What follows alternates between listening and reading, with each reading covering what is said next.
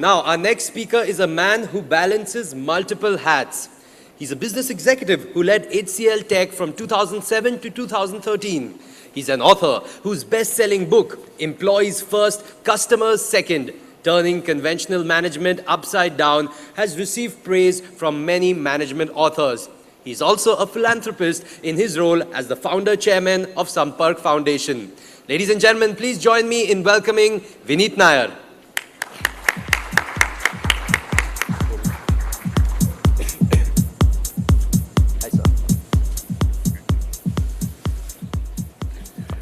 Good evening. I'd like to start with the story of an ant. There were two ants sitting and they were talking about their vision of life. And the first ant said that my vision of life is to be a very rich ant. I want to be actually the richest ant in the world, and I want to try very hard to be that ant.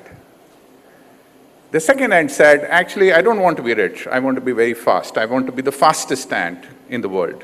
And therefore, I'm going to work very hard to be a very fast ant.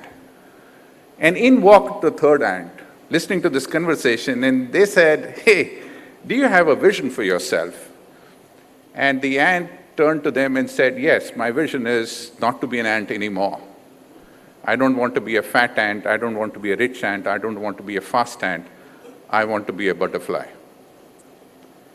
The day the ant thinks about not being an ant, but being a butterfly, is the day an entrepreneur is born. Most organizations are full of ants. They're running from one place to another, not knowing what to do. But entrepreneurs are not ants. They're butterflies. But it is the unfortunate truth that some butterflies fly and some butterflies never take off.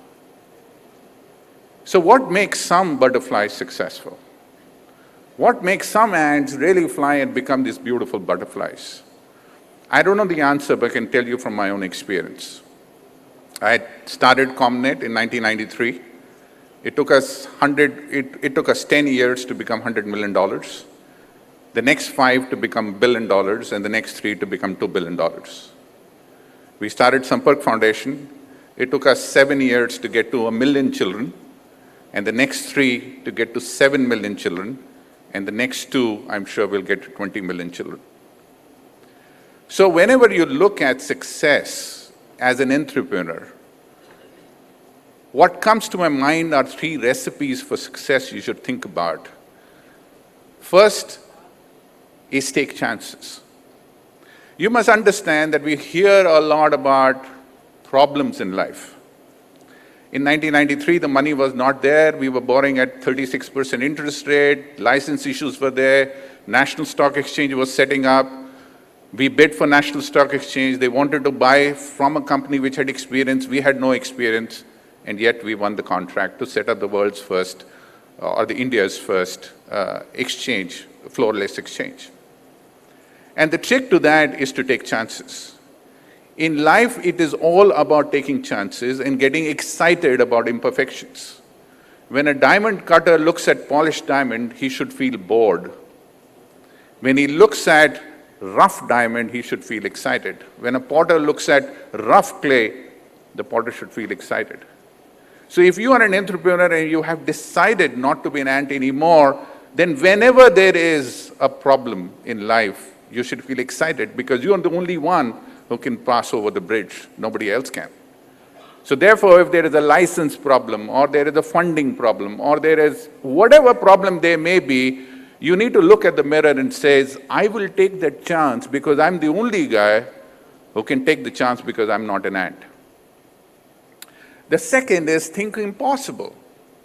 You must, I take a lot of leverage of this story, which has always inspired me, of this one-armed boy who wanted to learn judo. And he went from one coach to another coach to third coach and said, Coach, can you teach me judo? And everybody says, no, one-armed boys don't play judo. Till one coach said, yes, I will teach you judo. And not only I will teach you judo, I will make you participate in a competition and help you win the competition. 1 year of training later, this boy participated in a junior competition. He won the first round, the second round, the semi-finals, finals, and he had the trophy in his left hand sometime later. Everybody rushed to the coach and asked, what happened? We rejected this kid, you accepted the kid, and the kid won. How did that happen? And he said, you were looking at the wrong thing. You were seeing what he had or what he didn't have. I was looking at the opportunity of what I can do with what he had. He had only one arm, and there is an attacking move.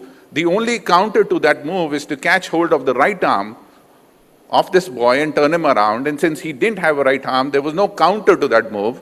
So every time he will attack, he will score. So the question here is that when you look at life with the lens of what can you do, not what you can't do, you will win.